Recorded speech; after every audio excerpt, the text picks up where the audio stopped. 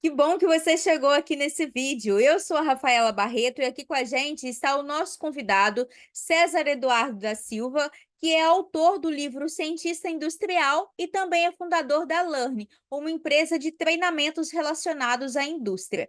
Seja muito bem-vindo, César. Olá, Rafaela. Obrigado pelo convite, por estar aqui com você hoje. Obrigado você também que está assistindo essa entrevista. Seja muito bem-vindo. César, para a gente poder iniciar aqui o conteúdo, queria que você começasse contando para a gente um pouco melhor o que é essa metodologia cientista industrial. Legal, Rafaela. Então, o cientista industrial, ele é um desenvolvimento que vem nos acompanhando há mais de 12 anos, nos projetos que a gente desenvolveu nos mais diversos ramos da indústria. Então, a gente trabalhou para ramo automotivo, metal mecânico, papel, medicamentos, eletrodomésticos, e a gente sempre desenvolveu essa nossa metodologia. Aí vem aprimorando, né, ao longo desses 12 anos, por trabalhar com melhoria contínua, ela sempre vem em constante evolução também, né?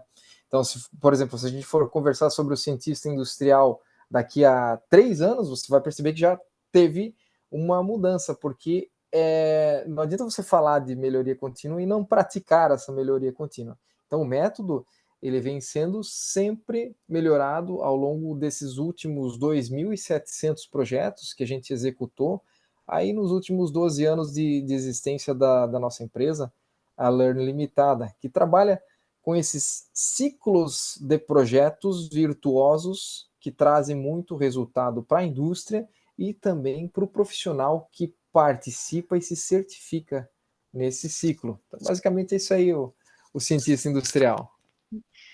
César, e com base, né, na observação e também na atuação desses mais de 2.700 projetos que vocês trabalharam, e também na implantação do método que foi desenvolvido, como você enxerga que essa metodologia ela pode trazer benefícios e também ajudar ali a otimizar os processos e os resultados da indústria que trabalha com esses conceitos?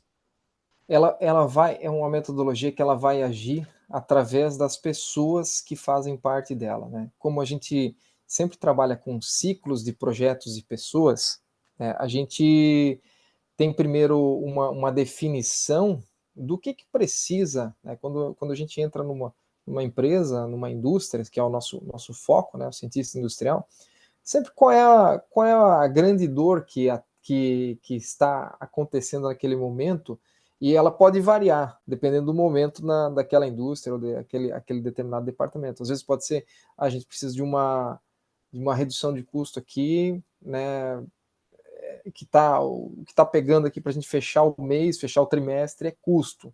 Então a gente pode focar em iniciativas de redução de custo, e a gente tem N projetos colocados aí, né? E não fazer aquela redução de custo tola que corta aí o cafezinho, né? Corta aí demite o pessoal aí que ganha mais, né? Aquela redução de custo que era feita lá nos anos 50, né? Mais ou menos, por aí, que tem indústria que ainda faz esse tipo de redução de custo. E, por exemplo, o cientista industrial ele vem com uma. A gente tem alguns projetos que entraram, para ter uma ideia, Rafaela, que entraram como redução de custo e acabaram ainda dando ganho de melhoria de qualidade. Aí tu vai dizer assim, cara, mas aí quebrou um paradigma total, né? A gente sempre tem aquele paradigma, não, reduzir o custo perde qualidade, né? Ou é um ou outro, né? Não, não. Existem alguns projetos que a gente tem como exemplo aqui, que o cara reduziu o custo e ganhou qualidade. Como isso é possível, né? É usando a base do nosso método, que é o pensamento crítico e o pensamento criativo, essas duas vertentes, eu diria até essas duas habilidades do profissional, né, que são habilidades que podem ser desenvolvidas, o pensamento crítico e criativo. Utilizando essas duas habilidades, você pode desenvolver aí o seu pessoal, que são os cientistas industriais, e eles podem quebrar paradigmas e atingir resultados que você nunca imaginava que poderiam acontecer. César, eu li no livro uma parte, né, uma passagem onde você cita que no imaginário coletivo a figura do cientista ela é aquela figura muito longe da parte prática, né, do mercado, é muito ambientada ali na vida acadêmica, e também muito aquém, muito longe do ambiente da indústria, né? Onde geralmente ali no para muitas pessoas pode parecer que se trata de algo muito burocrático, pouco prático ou com um certo conhecimento limitado a um grupo pequeno de pessoas. E aí eu quero saber de você como quebrar esse paradigma, né? Como trazer aí para a parte prática, a disseminação desse conhecimento para um grande número de pessoas, como trazer no quesito a aplicabilidade dessa metodologia e em prol dos resultados na indústria, a figura do cientista industrial que você desenvolveu na observação, atuação e criação desse método. Veja só, toda a indústria tem um gestor que tem metas a serem atingidas, né? Essas metas aí, elas não são atingidas no primeiro mês, justamente porque não se sabe como atingir essa meta. Porque senão certamente o gestor atingiria, né, o diretor, o gerente, por aí vai, né? Então a gente tem uma lacuna de conhecimento aqui, né, em toda a indústria. A gente tem essa lacuna, né? E a figura do cientista, na verdade, ele é um estado de espírito, é um estado de ser, porque é todo aquele, e pode ser até uma criança, e normalmente as crianças têm exercem um grande papel aí em ganho de conhecimento, né? Então, o cientista, o estado de ser do cientista, ele vai buscar deliberadamente o conhecimento para que possamos atingir essas metas aí e chegar no resultado que a gente precisa, né? É lógico que o conhecimento ele tem que ser aliado aí à habilidade e à atitude direcionada, né? Mas o conhecimento, o saber como fazer, né? Que é o primeiro, né? Porque o que fazer, né? A maioria dos gestores sabem o que fazer. A gente precisa tem os indicadores, a gente precisa reduzir custo, a gente precisa melhorar a qualidade, a gente precisa aumentar a venda. Quase que todo mundo sabe o que fazer ali. A grande questão é como é que a gente vai chegar lá. E aí, para suprir essa lacuna do como é que a gente vai chegar lá, que entra essa figura do cientista, que pode, não é um cargo, né, ali na empresa, ele pode ser um técnico, pode ser um analista, pode ser um engenheiro, pode ser sei lá, uma pessoa que trabalha no laboratório, no desenvolvimento de produtos, né, e por aí vai. Essa pessoa, ela assume esse papel, ela entra nesse estado de ser, e aí a gente com o método, desenvolve aí a habilidade dela do pensamento crítico e do pensamento criativo e dá para ela um poder fantástico, que é assim, ó, é o poder de fazer boas perguntas. Não é o poder de dar a solução para tudo. Não é aí que está o poder. O poder está em fazer as boas perguntas, porque daí a partir disso aí, do cara fazendo as boas perguntas, aí ele consegue exercer o papel dele de descobrir aonde é que estão as respostas. Porque, lógico, que se os gestores tivessem as respostas, já teriam resolvido, né, as grandes questões que precisam para que você possa chegar nas suas metas, né? Então, veja, o cientista industrial acaba tendo um grande papel aí no atingimento das metas. Ou seja, o gestor que gerencia a sua área olhando para o futuro tem que ter uma figura como cientista industrial imprescindível na área, né? Porque você tem a gestão da rotina, né, que tem que ser feita, né? O hoje, né? O hoje, como é que você está gerenciando o seu hoje, mas como é que você vai estar daqui a alguns meses ou daqui a um ano? Esse aí é muito do papel do que a gente ainda vai descobrir por fazer, né? E aí por isso que entram os projetos dos cientistas industriais, que é uma projeção de futuro, né? Quer saber como é que você vai estar daqui a um ano? Dá uma olhada quantos projetos você tem aí em andamento, né? O que esses projetos vão trazer para a sua área. Daí você pode ter uma noção de como é que você está daqui a um ano. Certo. Ô César, nós falamos aqui sobre pontos, né, o atingimento de metas, como do ponto de vista da melhoria de processos, como redução de custos e tantos outros que podem acontecer ali dentro de uma indústria. E queria saber de você quais são os tipos de projetos em que a metodologia do cientista industrial ela é aplicável e quais são aqueles que não são aplicáveis. Ah, todos os projetos em que você não sabe como resolver, né? Seja redução de custo, seja melhoria de qualidade, seja desenvolvimento de produto, seja inovação de um produto ou processo, todos esses em que você hoje não sabe como fazer, são cabíveis aí dentro da metodologia do cientista industrial. Você cabe ali. Porque eu sempre costumo dizer para o pessoal assim, se você já sabe a solução, né, para determinado problema, ou, né, você não precisa fazer um projeto para isso. A melhor ferramenta, quando você já sabe a solução, já sabe o que fazer, é a porta. Aí a pessoa fica me olhando, mas como assim a melhor ferramenta é a porta? Sim, a porta, olha lá, ó, sai da sala e vai resolver, se você já sabe como resolver, né? Então usa a porta, né? E vai lá resolver. Agora, não sabe como resolver, não sabe como reduzir custo, não temos ideia. Pô, então nós podemos ajudar desenvolvendo um projeto, né?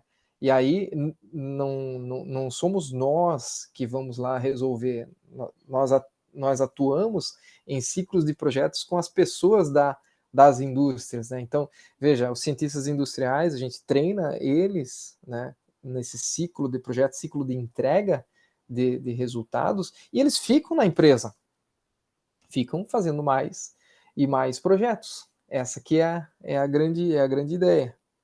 E na sua visão, César, quais são os principais desafios enfrentados pelos profissionais que querem inovar dentro da indústria de maneira proativa? Os principais desafios são, assim, são diversos, né? A gente vê assim, quer ver uma situação que é comum acontecer, né? Às vezes a pessoa dá uma solução para o projeto, né, para aquele determinado problema. Como reduzir custo? A gente precisa, para reduzir custo, precisa de um investimentozinho, e às vezes o cara bate no investimento, né? Eu preciso de 100 mil reais para fazer uma redução de custo aqui, que dá 1 milhão, né? Só que às vezes ele bate no investimento, ele não tem 100 mil. Mas vai dar 1 milhão. Não, mas eu não tenho 100 mil, né? Às vezes acontece isso, daí acabam os projetos indo para plano de investimento e segue para outro. Então são algumas barreiras que acontecem, né? Que quando a indústria não tem muito caixa disponível, né? Ele até sabe que vai dar 1 milhão, mas ele não tem 100 mil para poder ganhar 1 milhão, né? Eu até já vi alguns casos desses. Outros casos é quando que acontecem de barreiras, né? E aí são a maioria, tá? A maioria. A pessoa acaba esbarrando nela mesma, né? O gargalo do projeto é a própria pessoa.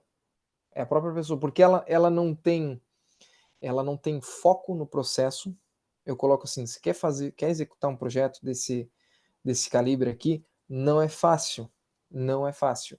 Você tem que ter foco no processo, você tem que ter interesse para poder jogar, poder executar esse projeto. Tem que disponibilizar muitas vezes de algumas horas extras aí, porque as coisas não acontecem exatamente no momento em que você quer, no momento que você precisa, né? Principalmente projetos às vezes envolvendo fábrica, né? Você tem turno da noite, às vezes você tem que vir à noite e tal.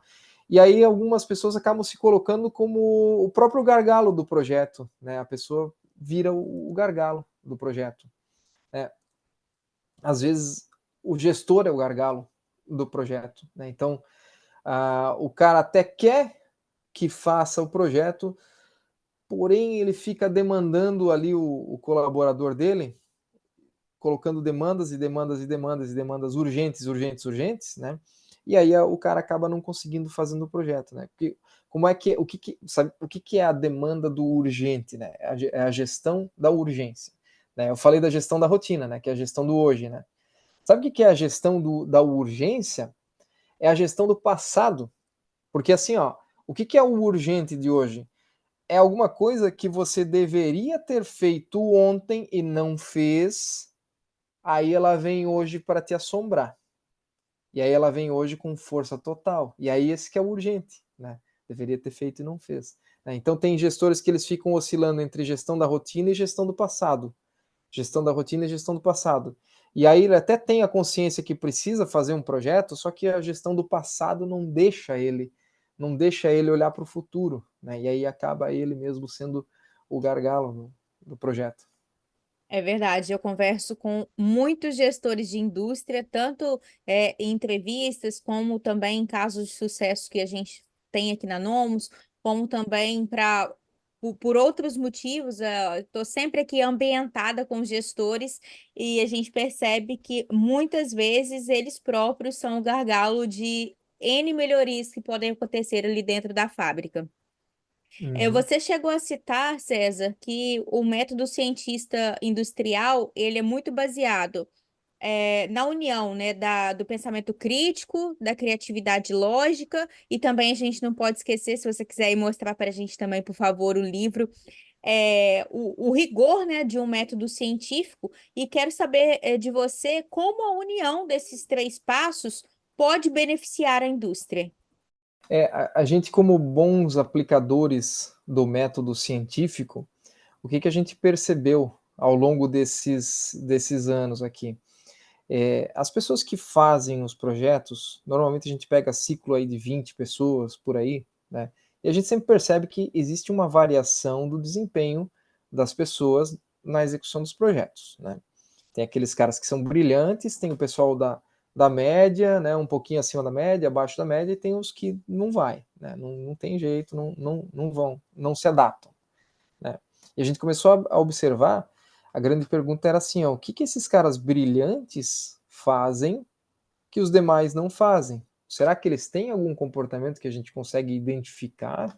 E aí, porque se a gente souber isso aí, podemos passar para as pessoas, né, ó, esses caras aqui que são brilhantes fazem isso, vamos fazer também, para ver se a gente consegue elevar aqui o nível do pessoal aqui na execução de projetos, né? E a gente começou a observar esses caras aí ao longo de alguns anos, né? Porque a base do nosso método, a gente falava muito pensamento crítico, pensamento crítico, pensamento crítico, né? E aí começamos observando esses caras que a gente chama de estrelas, né? Os estrelas, cara, perguntando aí que vocês falam, porque assim, ó, a habilidade de fazer boas perguntas, não adianta tu chegar para a pessoa e dizer assim, tá, o que tu faz de diferente? Ele vai dizer, nada, não sei, eu só faço, sabe? Então, veja que é uma pergunta ruim, né? Se eu chegar para ti, o que tu faz de diferente? Não faço nada de diferente, né? Então, você tem que observar, né, e mediar algumas questões aí nesse desenvolvimento, e aí a gente começou a perceber que os estrelas, eles tinham essa questão do pensamento criativo, mesmo sendo de exatas, né, pensamento criativo muito desenvolvido neles. E aí a gente começou a capturar aqui algumas coisas que aconteciam em comum entre essas pessoas, e aí a gente começou a desenvolver daí a questão da criatividade lógica aí nos seus 4 pilares, né, que aliou-se ao pensamento crítico e o rigor do método científico, né, e tudo isso misturado aí num caldeirão para poder melhorar a execução de projetos, e a gente viu que isso aí melhorou bastante, principalmente na questão do retorno sobre o investimento, né. Hoje a gente tem aí para o nível intermediário do cientista industrial de execução de projetos, um retorno sobre investimento médio de 34 para 1. Então, o empresário investe 1 e em menos de um ano retorna 34 em projetos, né, em dinheiro pelos projetos. Tá? Então, você observa que mexendo na forma de pensar das pessoas, aí que está o tesouro, né? Aí que é o baú do tesouro, aí que gera o resultado, gera o valor todo para a empresa e o ativo acaba ficando com as pessoas que estão na empresa. Ô César, dentro de uma indústria, a gente tem N projetos simultâneos que estão acontecendo ou deveriam estar acontecendo, desde aqueles menores àqueles mais robustos. E também a gente tem, para que a indústria se mantenha competitiva, a implementação da cultura da melhoria contínua. Tudo isso ao mesmo tempo e também aí adicionando aí ingredientes como as próprias variações dos desafios da produção, né, do processo de transformação, por exemplo, isso tudo faz surgir uma série de obstáculos quando você vai implementar o processo de melhoria contínua dentro de uma fábrica. E aí eu quero saber de você como identificar e também superar esses desafios que vão surgindo na hora da implantação e da implementação de práticas de melhoria contínua. Uma dica que a gente dá, principalmente tem uma linha aqui do programa Cientista Industrial que a gente chama de liderança analítica, né, que é um treinamento para os gestores para você poder preparar a gestão para receber os cientistas industriais, né? E uma das coisas que a gente sempre fala e se surpreende, e aí eu vou falar para ti, tu vai dizer assim, não, mas parece óbvio isso aí, né? Mas se surpreende com a quantidade de gestores que não fazem isso, né? A gente sempre fala para o pessoal assim, ó, vamos fazer um projeto de melhoria, seja lá em qual linha for, qualidade, produtividade, por aí vai, transforma esse ganho em grana, financeiro, financeiro. Ah, mas o meu indicador é em percentual. Transforma em financeiro. Tem que transformar isso aí em financeiro. Por quê? No momento em que tu tem financeiro, tu tem assim, ó, quanto é que vale esse projeto? Quanto é que vai dar de redução esse projeto? É 1 milhão? É 1,5 milhão? São 2 milhões? E por aí vai. E aí você constrói, isso a gente faz no Liderança Analítica, né? Você constrói ali um portfólio de projetos para a sua área, a área que você gerencia, né? E cada projetinho desse aí está associado a uma soma de dinheiro, de dinheiros. Então fica mais fácil de tomar a decisão para qual que eu vou priorizar, né? Vou para esse lado aqui, bom, esse aqui dá X em dinheiro, né? Aí a gente ouve de alguns assim, mas César, mas dinheiro não é tudo. Ah, concordo se você estiver falando de amizade, até brinco assim, né? Não, cara, se tu tá falando de indústria, é grana e acabou. E acabou, é simples assim. Não, mas você tem que ver a imagem da marca. Ah, é? A hora que o presidente mandar cortar custo, aí, meu amigo, nós precisamos de dinheiro na mesa. É simples assim. E aí não vai adiantar falar, eu tenho um percentual de produtividade, blá blá blá. Ah, é? Tá, mas quanto de custo que tu vai cortar aqui para mim, né? No final das contas, pensa lá comigo, você que está assistindo aqui, você que é gestor, né? A hora que o calo aperta, meu amigo, é dinheiro que tem que estar no negócio.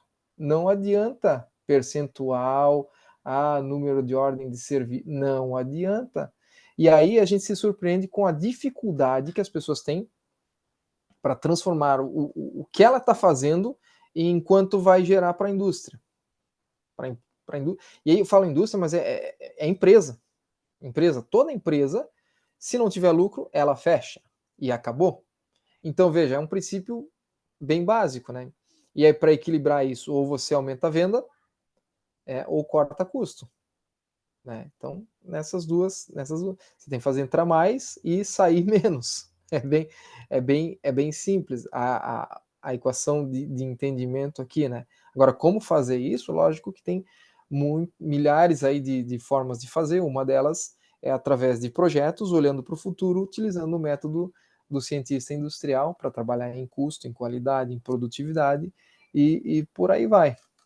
E até fazendo o adendo aí na sua fala, César, até mesmo para as coisas que são mais intangíveis, como a própria imagem da marca.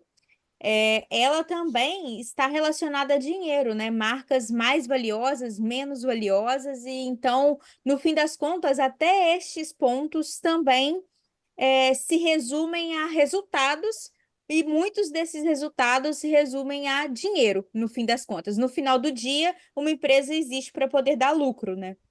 Exatamente, exatamente. César, e na década que a gente está, é praticamente impossível a gente falar sobre manter ou aumentar a competitividade de uma indústria sem esbarrar nas questões e nos conceitos da indústria 4.0. Queria saber, de você aí, na sua visão, quais são os principais erros que os gestores enfrentam ao lidar com os desafios relacionados à indústria 4.0.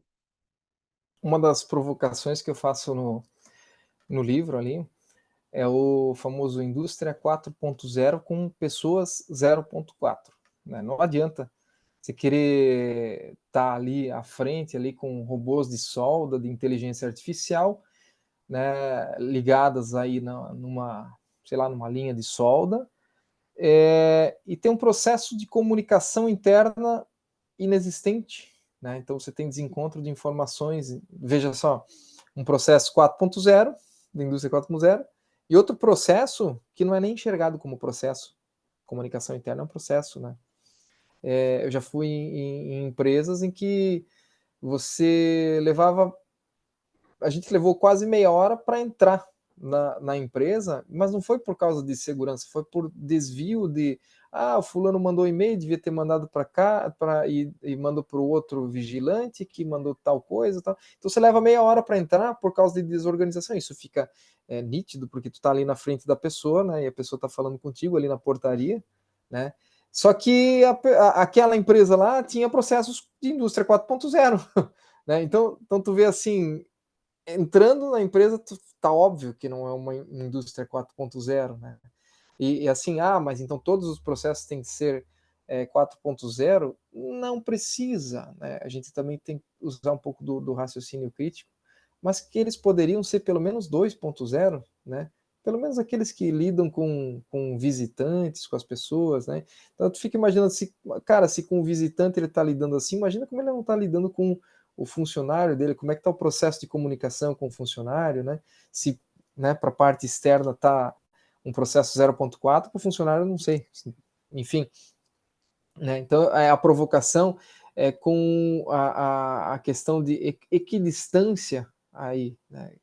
Os processos não estão alinhados, então você está buscando, né, essa questão aí agora até de inteligência artificial associada, né, e tu tens um desbalanceamento óbvio aí em processos internos e isso acaba virando gargalo. Você tem um gargalo aí na empresa, né? Então, outro exemplo que eu dou ali, né, da indústria 4.0 e o gestor 0.4.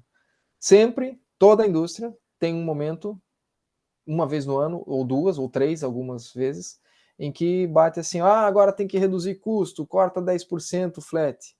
E aí o gestor 0.4, o que ele faz? Ele vai na folha de pessoal e corta 10% do pessoal dele, ele vai lá na gestão ali de peças, se ele tem algum tipo de orçamento, e corta 10%, manda cortar 10% de tudo, né? Por que não? Porque recebeu do presidente a diretriz que tem que cortar 10% de custo, né? Mas o presidente mandou cortar 10% de custo, não assim, corta 10% de pessoal, corta 10% do cafezinho, corta 10% aqui das bolsas de estudo, corta 10% do orçamento de manutenção. Não, ele não mandou cortar assim, né? Então, você tem que imaginar algumas coisas. E eu tenho até um case ali no livro, no Cientista Industrial, né, de um gestor que recebeu essa ordem e falou assim, não, então vamos fazer o seguinte, vamos olhar aqui no nosso, e era de manutenção, era um gestor de manutenção, né? Vamos dar uma olhada aqui nas peças que a gente mais tem consumo, e vamos reduzir essas aqui, ou melhor, vamos ver se não dá para aumentar a vida útil dessas peças aqui, e colocou um projeto para cada peça que era mais utilizada para alongar a vida útil dessas peças aí de reposição de manutenção, e detalhe, mexendo até em projeto da peça, no desenho da peça, né? peças de máquinas que não eram eles que fabricavam, mas eles, como tinham ferramentarias internas, poderiam redesenhar essas peças e fabricar internamente, né? Tanto é que eles conseguiram, né, aumentar a vida útil dessas peças, né, se chama um trabalho de confiabilidade de peças, e a ponto de o fornecedor, o fabricante da máquina, querer saber o que eles fizeram. Porque assim, cara, o que, que vocês fizeram aí na minha máquina, que eu monto, que fizeram durar mais? Vocês não estão comprando mais essa peça de reposição, porque ela está durando o dobro. O que, que vocês fizeram ali? Daí o gestor disse assim, ó, eu não vou dizer. Esse é um projeto nosso, esse é um projeto nosso na sua máquina, mas estando dentro da minha indústria, a máquina é minha, né? Então, o que aconteceu? Ele fez a peça durar o dobro, né? Ou seja, reduziu 50% do custo, né? Mas aí você tem que pensar, você tem que usar os seus cientistas industriais para fazer isso, né? Então, na próxima vez que vier a crise, e ela vai vir, né? Essa assim, ó, passamos por uma crise, né? Ai, que bom, ufa, estamos livres da crise. Não, vai vir outra, e vai vir logo, e vai vir no pior momento possível. Lembra da lei de Murphy, né? Vai vir, né? Então, você tenha preparado aí seus projetos, porque ela vai vir, e quando você vier, você está preparado com seus cientistas industriais aí, para agir É muito, dessa forma. é muito interessante ver os resultados que são possíveis através de uma metodologia que ela é aplicável a N cenários e assim você consegue trazer resultados, melhorias, responder questões de naturezas diversas dentro de uma empresa e de segmentos diferentes, empresas de portes diferentes, né? Para a gente poder encaminhar aqui para o final da nossa entrevista, César, queria que você comentasse do ponto de vista do colaborador da indústria, do leitor do livro, por exemplo, quais são as melhorias pessoais e profissionais que este conhecimento do cientista industrial pode trazer para esse profissional? Uma das coisas que a gente mais ouve, principalmente nos momentos de certificação, que é onde a pessoa terminou ali o projeto, entregou o resultado, é que a pessoa consegue pensar mais criticamente, não só sobre as questões associadas ao trabalho dele, mas a pessoa passa a pensar e elevar a qualidade das perguntas dela no dia a dia, para poder tomar decisões ali no seu dia a dia também, né? Então, esse aprimoramento do pensamento crítico e criativo acaba trazendo consequências não só para o profissional, que a gente tem visto que em torno de 90% dos cientistas industriais, em torno de 90% deles, depois de certificados, são promovidos ali. O retorno profissional é inegável, né? Mas também o retorno pessoal, da pessoa conseguir assim, cara, tem pensado muito mais sobre determinadas questões e tem melhorado aqui as minhas decisões no dia a dia. Isso é ótimo. Bom, César, eu, em nome aqui de toda a equipe da Nomus, queremos agradecer a sua participação, por ter concedido aqui para a gente essa entrevista, compartilhando um pouco da sua experiência, da sua bagagem. Conta para a gente, por favor, onde adquirir o livro, para quem quer saber mais sobre a metodologia, ou até mesmo para quem está interessado em estudar um pouco mais aí, junto com você e o time da Learn, como é possível. Olha, o e-book ele está disponível na Amazon, né, no site da Amazon.com, o e-book, mas esta edição aqui, ó, que a Rafaela tem aí também, né, em capa dura, na versão aqui super, super especial, essa aqui só comigo. Essa aqui, ó, pode entrar em contato aqui comigo via rede social, no Instagram, ali no César Edu Silva 79, ou no LinkedIn também, né, no César Eduardo Silva, né, manifesta ali seu interesse aí em adquirir o livro, que a minha equipe entra em contato com você, pega o endereço e envia um livro ali para você. Né, esse aqui, ó, essa aqui em capa dura, na edição especial. Bom, muito obrigada. Desejamos muito sucesso, que todo esse conhecimento alcance cada vez mais indústrias e também atinja um número cada vez maior de profissionais aí para a gente poder enriquecer a mão de obra do setor industrial aqui do país. Você acabou de assistir uma entrevista com o autor César Eduardo Silva, que escreveu o livro Cientista Industrial. Se você gostou, conta aqui para a gente nos comentários o que mais chamou a atenção relacionado a essa metodologia e também o que você gostou aqui da entrevista. Compartilha com seus amigos para que esse conhecimento chegue a cada vez mais pessoas. Fica de olho também nos nossos próximos vídeos, que a gente vai ter mais convidados compartilhando aqui com a gente um pouco da sua experiência. Até mais!